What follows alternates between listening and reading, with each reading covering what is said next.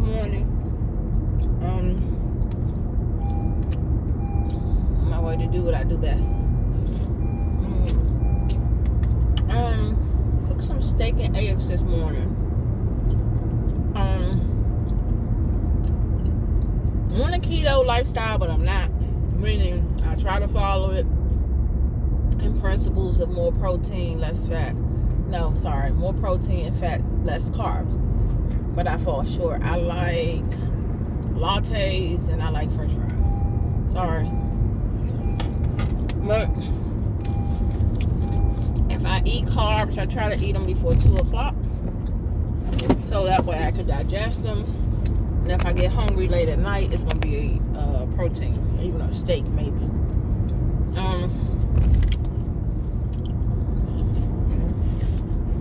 Seatbelt on. This meat real fatty. Sorry. I started being rude. Ooh, the way I cook my steak is really good anyway. It's really good. This is a ribeye. It's expensive, but it's gonna last me for 2 meals because I get it like a $12 ribeye. I eat half for breakfast, and then dinner I may do a taco, a rib taco, a ribeye taco.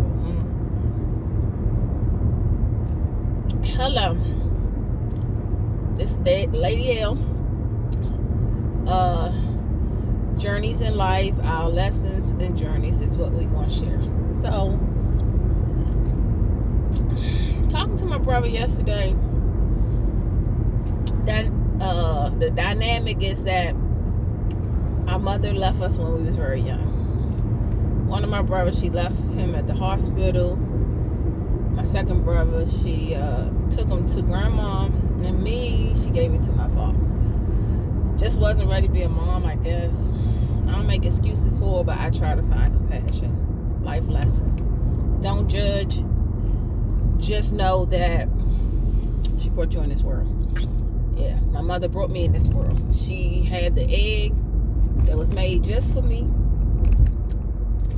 God gave her the body, and she carried on the responsibility of carrying it for 9 months. After 9 months, what you get from your parents after that all depends. It should be guaranteed, but it's not. Guarantee you're going to have a good parent. Guarantee that they're going to give you everything you need. Guarantee. As you learn through your own journey, nothing is guaranteed. You may say, I wouldn't do that to my kid. Good. But she's not you, and your dad is not you, and they decide to do what they decide to do. So, he's doing some healing at 50 years old, trying to heal from the hurt of mom abandonment. Recently, he talked to someone, and I just felt talking to him recently, we was in a better place. We was never really close because we wasn't raised together. But recently, my brother is becoming my friend. Now, interesting. We love our family, but do you like them? Do you get along with them? Do you hang out with them? Do you share jokes that's beyond just family stuff? And if you do, you one of the blessed ones. Because I'm going to tell you what, lesson for today. It's nothing more beautiful than people in your family being your friend.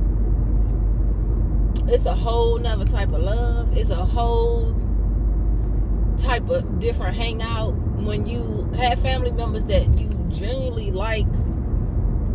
But what's so interesting about it is that it wasn't always like this between me and my brother and some of my cousins. We had to reinvent our relationships. We had to go from childhood to adulthood, and the new us had to get to know the new them in the sense of who they are as adults. One of my cousins, he was my best friend as a child, but as an adult, things was different. So I had to try to get to know him as an adult. And one cousin I really didn't think nothing of, me and him as tight as we can be. I know he got my back, front, and side, not just because he's my cousin. He likes to say my brother.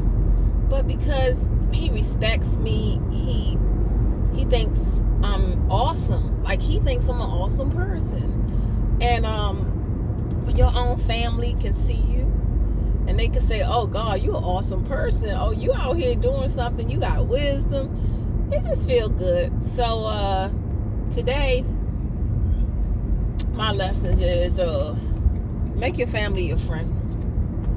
Get to know them more than just, hey, that's my cousin. You knew them as a kid. Get to know them as an adult. Get to know them as a kid. Just get to know them. Sorry. You may discover that as adults, you're different than when y'all was kids, but then you could share some journeys, and they could be a more supportive circle to you. You know, it's funny how you could have 10 sisters or 10 brothers, but then you have a best friend who's not one of them siblings. Just because we live in the same house don't mean we connected in a way that stimulates us beyond just, oh, this is my sister, this is my brother.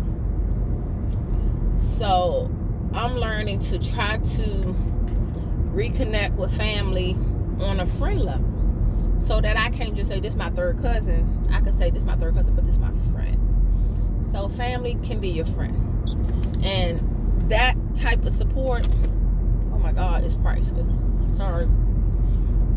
Because the way they gonna support you, because you they family, blood, plus they like you, you gonna be cover on cover. They're gonna cover you in a way they never covered nobody else. Because just think of your best friend, what you would do for them, maybe at the birth of your child, whatever, when your own family not there. So add friendships to your family. Try to really get to know them, reconnect with your cousins, and see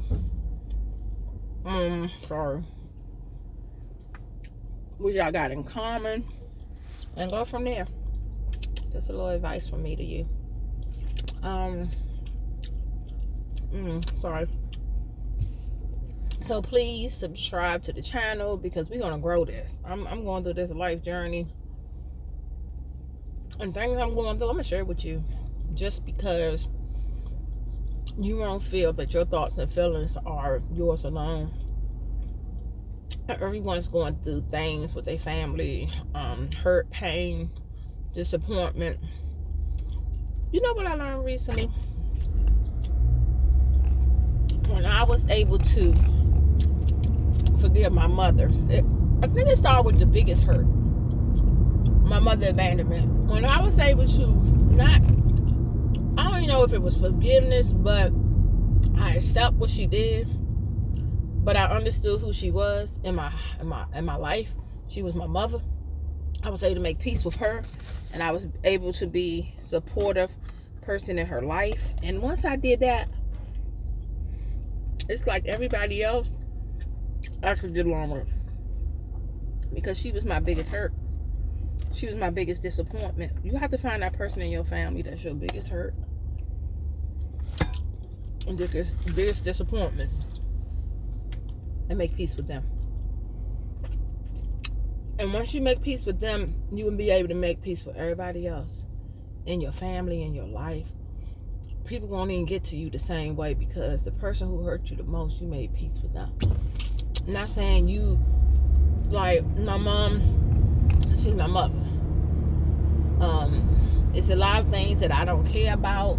Her behavior, her ways, and the way she cares about her children. Yeah, it's a lot of things, and that won't change. But the way I deal with them has changed, and that's